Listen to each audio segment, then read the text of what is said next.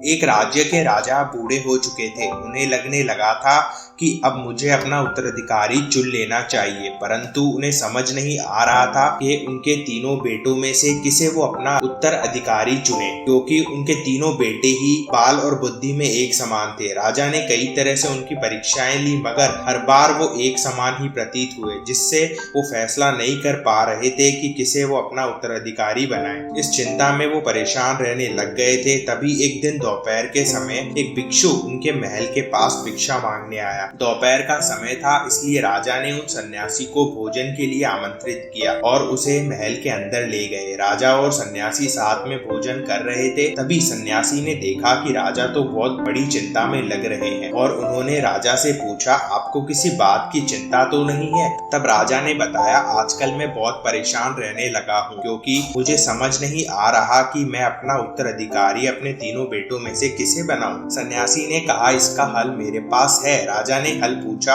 और सन्यासी वहां से चले गए। और कुछ दिन बाद राजा ने अपने तीनों बेटों को बुलाया और उनको एक एक गेहूं की बोरी देकर बोले, मैं कुछ वक्त के लिए बाहर जा रहा हूँ, मैं जब तक नहीं आता इन बोरियों का ध्यान रखना और एक भी गेहूं इधर का उधर नहीं होना चाहिए। यह कहकर राजा अपनी यात्रा पर निकल गए। तीनों बेटों ने अलग अलग उपाय सोचे गेहूं को सुरक्षित रखने के लिए। सबसे बड़े बेटे ने गेहूं की बोरी को तिजोरी में ढाल दिया। दूसरे बेटे ने सोचा, तिजोरी में तो गेहूं पड़े पड़े खराब हो जाएंगे, इसलिए उसने महल के पीछे वाली बंजर जमीन पे सारे गेहूं बिखरा दिए। सबसे छोटे बेटे ने सोचा, सिर्फ गेहूं जमीन पे बिखरा देने से कुछ नहीं होगा, इसलिए उसने एक किसान को गेहूं की बोरी दे दी। किसान ने अच्छी सी जमीन ढूंढकर गेहूं उसमें बो दिए और प्रतिदिन उसका पालन पोषण करने लगा।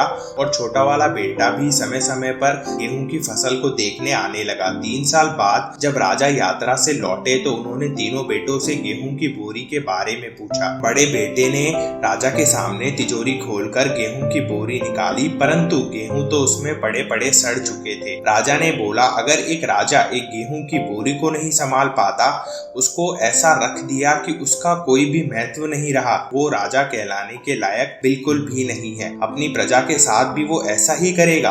ये कहकर उन्होंने अपने दूसरे बेटे से गेहूं मांगा। दूसरा बेटा राजा को महल के पीछे वाली बंजर जमीन पर ले गया, परंतु वहां तो गेहूं का एक भी दाना नहीं था। बेटे ने बोला, मैंने तो यहाँ गेहूं इसलिए ढाला था क्योंकि मैंने सोचा हजारों पौधे अपने आप ही उग जाते हैं तो गेहूं की फसल भी उग जाएगी। राजा को ये सब सुनकर बहुत गुस्सा आया और उन्होंने कहा, अगर तुम्हें फसल उगानी ही थी तो तुम्हें जमीन को पहले देख तो लेना चाहिए कि वो सही है या नहीं। और गेहूं ढालने के बाद तुम भी अब आ रहे हो 3 साल बाद। अगर ऐसा राजा है तो प्रजा बिल्कुल प्यासी ही मर जाएगी, लेकिन उनका राजा उन्हें देखने तक नहीं आएगा। राजा को बहुत गुस्सा आया, परंतु उन्हें अपने छोटे बेटे से पूरी उम्मीद थी और उन्होंने जाकर अपने छोटे बेटे से गेहूं की बोरी मांगी। छोटे बेटे राजा को गेहूं की फसल के पास ले गए और गेहूं की लहराती हुई फसल को देखकर राजा बहुत खुश हुए और कहने लगे कि एक सच्चा राजा वो होता है जो धन से नहीं मन से राजा कहलाने के लायक हो। राजा को हमेशा अपनी प्रजा का ऐसा ही ख्याल रखना चाहिए जैसे कि तुमने इन गेहूं की फसल का किया। छोटे बेटे की काबिलियत देखकर राजा ने उसे अपना उत्तराधिकारी घोषित कर दिया। दोस्तों, इस कहानी में वो 3 राजकुमार दुनिया में रहने वाले 3 अलग अलग लोग हैं और उनको मिलने वाला गेहूं है समय। हमें भी गेहूं की तरह समान समय मिलता है उसको विकसित करने के लिए, पर हम में से ज्यादातर लोग बड़े बेटे की तरह उस पर ध्यान नहीं देते और फालतू के कामों में अपना समय बर्बाद कर देते हैं। एक दिन ऐसा आता है जब हमें पता चलता है कि हमारा समय अब जा चुका है,